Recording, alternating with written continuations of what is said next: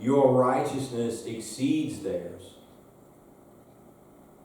Is he saying that their righteousness, is he literally saying that their righteousness is perfect and you need to be better than them? I see some sarcasm in that. He's being facetious. He's saying, you can't be better than them because they're constantly changing. How can you use that as what they're teaching as a model to go by, to live by, when they're constantly changing it to suit themselves? He says, whoever relaxes one of the least of these commandments and teaches others to do the same will be called the least in the kingdom of heaven. What I see in that, now it says that they will be in the kingdom of heaven, right? It says you'll be the least in the kingdom of heaven. But what it's saying to me there is that we don't need to be perfect. That we're going to have time, and these people that he's talking to, he's telling them, you're going to have weaknesses. You're going to have times of trial. I'm going to stand up here, as I've done for a long time, and there are going to be times where I'm going to teach the wrong thing. It's just, I've accepted that.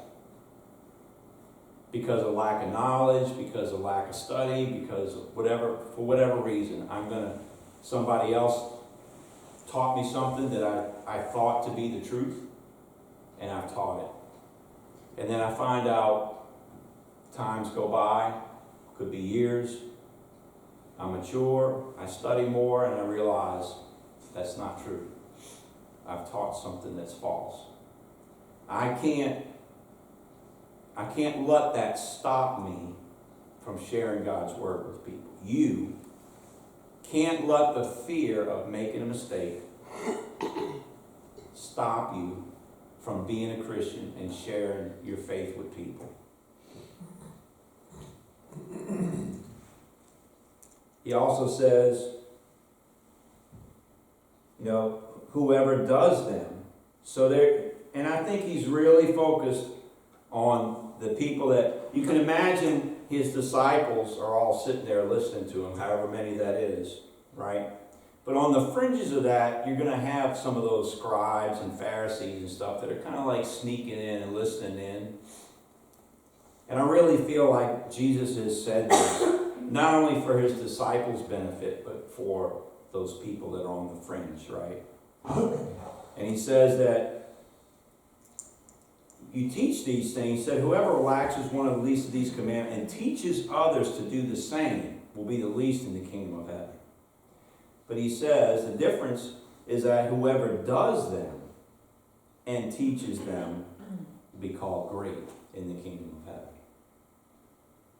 A lot of people will stand up here or sit at your kitchen table and teach you and tell you what you need to do. But are they doing it?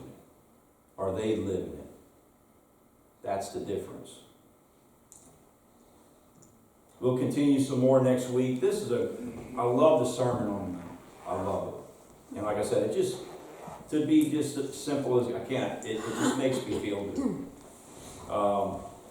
So if there's anything that you want to share, if you need to share with the congregation, if you need a prayer, anything, the invitation is open as we stand to sing.